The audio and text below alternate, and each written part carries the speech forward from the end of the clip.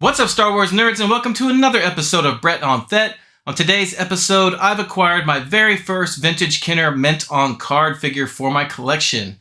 Plus, I moved one step closer to completing all the original trilogy figures for the vintage collection, and I've got some more pickups to share. Let's get to it.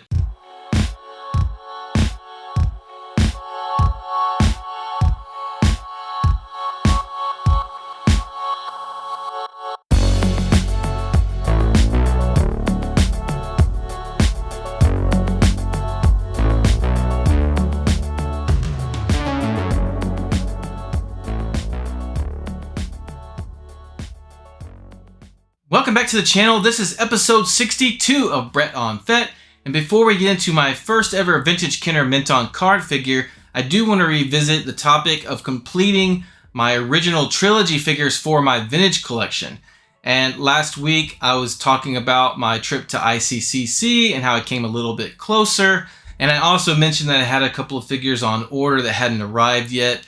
Well, those figures arrived, so I do want to show those. Plus, I got a couple other pickups this week as well. So let's take a look at those. All right, so first off, I picked up another Build-A-Droid figure. This is R4D6, and he is a very cool Build-A-Droid. I love the color scheme on this guy with the little black patterns on his head. He is fully articulated, just a very cool looking droid. And I just love these Build-A-Droid droids because there's always something a little bit unique about them compared to some of the mainline droids we get.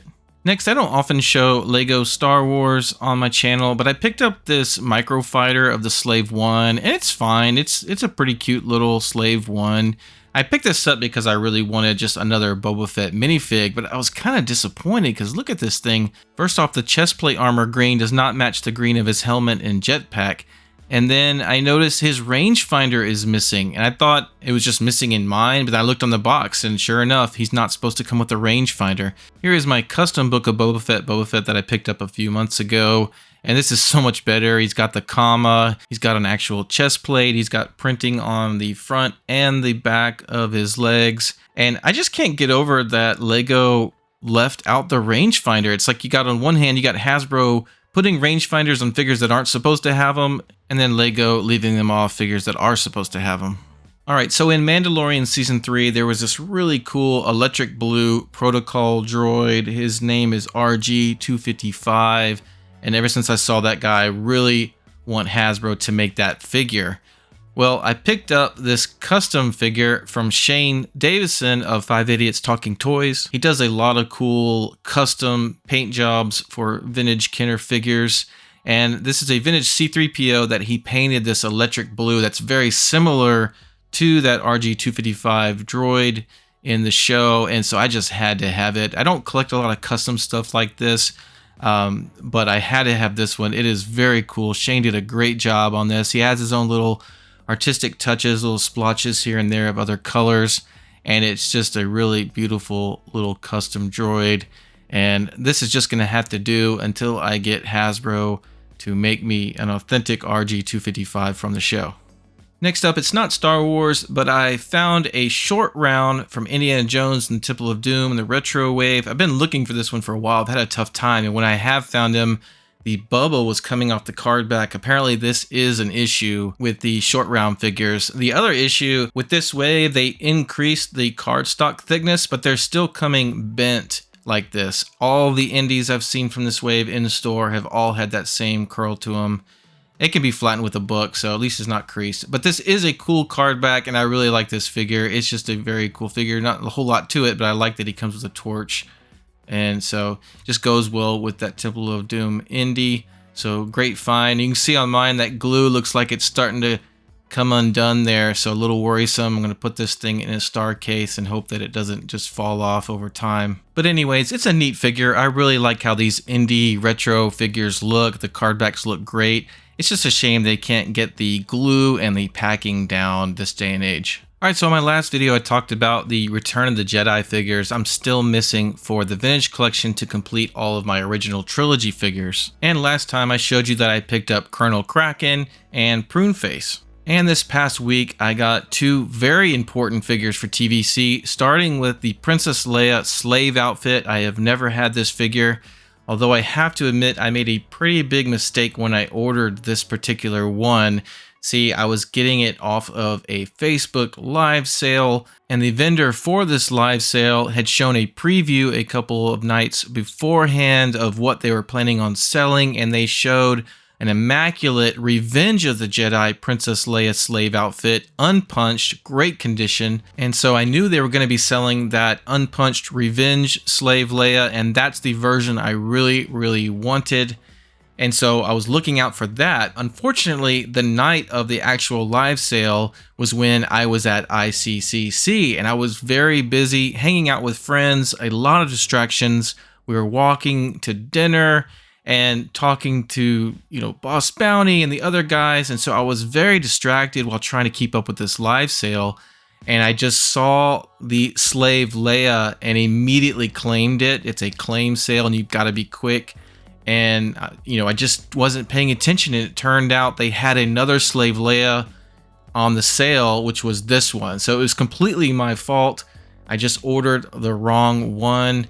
Didn't realize it till I got it in the mail. And then I had to go back and watch a rerun of the live sale to see what happened. Lesson learned, don't claim stuff on a Facebook live sale if you're not able to fully pay attention to exactly what you're claiming.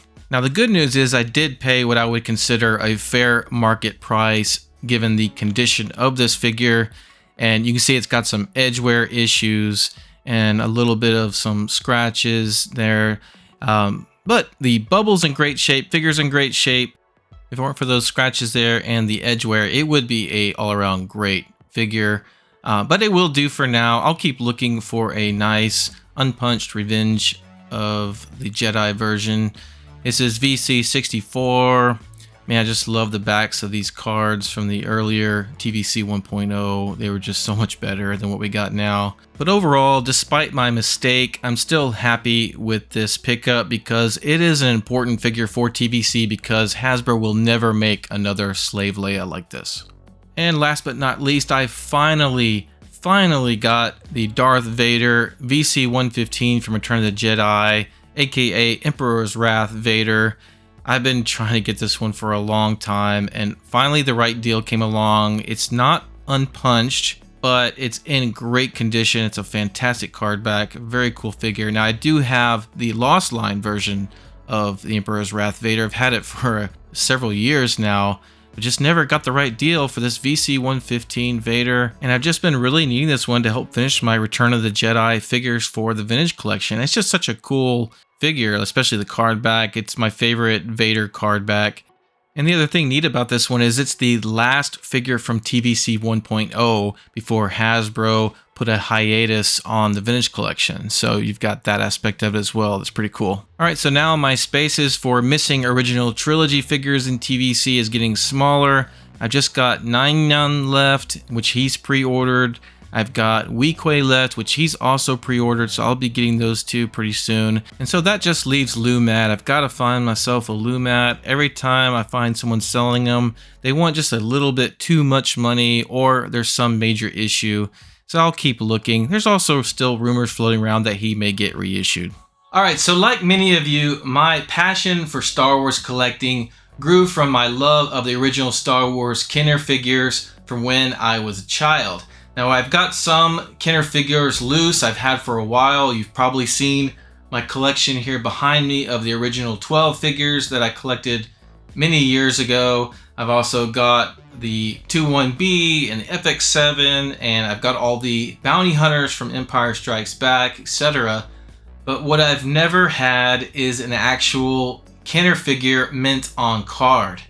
It's just been hard for me to collect because when I'm collect carded figures, I'm so picky about condition, and I just haven't been willing to spend the kind of money you really need to spend to get a nice condition vintage Kenner on card. You know, I want a clear bubble. I don't want really any creasing, or at least very, very minimal creasing. I don't like a giant price tag on the front covering stuff up, things like that. So I've just been biding my time. I have been wanting to get a 21B. That's been my primary goal to get as my very first vintage Kenner mock. However, I did come across a deal I could not pass up on another figure from Empire Strikes Back that I'm very happy to have.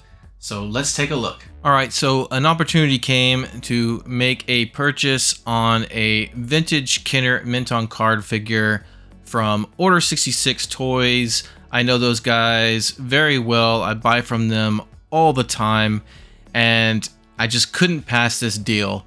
And it is an Empire Strikes Back Bosk on a 48C back with the free Revenge of the Jedi Akbar figure offer. This thing is awesome. It is gorgeous. It is in great condition. It's unpunched. I mean, look at this thing. There are no creases on this thing. The sticker is in perfect condition. It just looks amazing. The bubble is perfect. It is clear. The only issue is the old tape came loose and the weapon fell out, but that happens so often. I do not think it really hurts the value of this thing. It doesn't really bother me at all. And looking on the back of the card is in just really great condition. And what makes this a 48 back C is that the free Admiral Akbar offer is part of the card graphics and not a big sticker. On the 48 back B, that whole part is a sticker over the previous card back that had, you know, advertisements for like ships and that sort of thing, I believe. So I actually like this one better where it's not a sticker. And I just love the Revenge of the Jedi aspect of it. If I'm gonna have an offer, that's one of my favorite ones because they say Revenge of the Jedi on them. And I'm so happy to get a Bosk because the ESB bounty hunters are also part of my focus. And so even though my focus will continue to be to try to get a good 2-1B mintoncard, I do want to also get the rest of the Empire Strikes Back bounty hunters on card. And it would be great if I could get them all on a 48 back C to get that revenge sticker as well. Now, the exception will be Boba Fett. I just don't see myself ever getting a good Boba Fett mintoncard. It's just way too expensive. Maybe I will concede and get one that's damaged just to have it. We'll see, but definitely getting this first mintoncard Kenner figure has whet my appetite for getting more. I just love this thing. I just want to stare at it all day, and I just can't wait to be able to get the next one. And so, you know, that probably means selling stuff, and I've already put a few items on sale to help fund future endeavors like this one. Alright, so that's going to do it for this episode of Brett on Fett. Let me know in the comments if you own any vintage Kenner mintoncarded figures. What was the first one you ever got for your collection? Thanks for checking out this video. Thank you so much to my subscribers. Don't forget you can also follow me on Instagram and on Twitter. Take care, and we'll see you next time.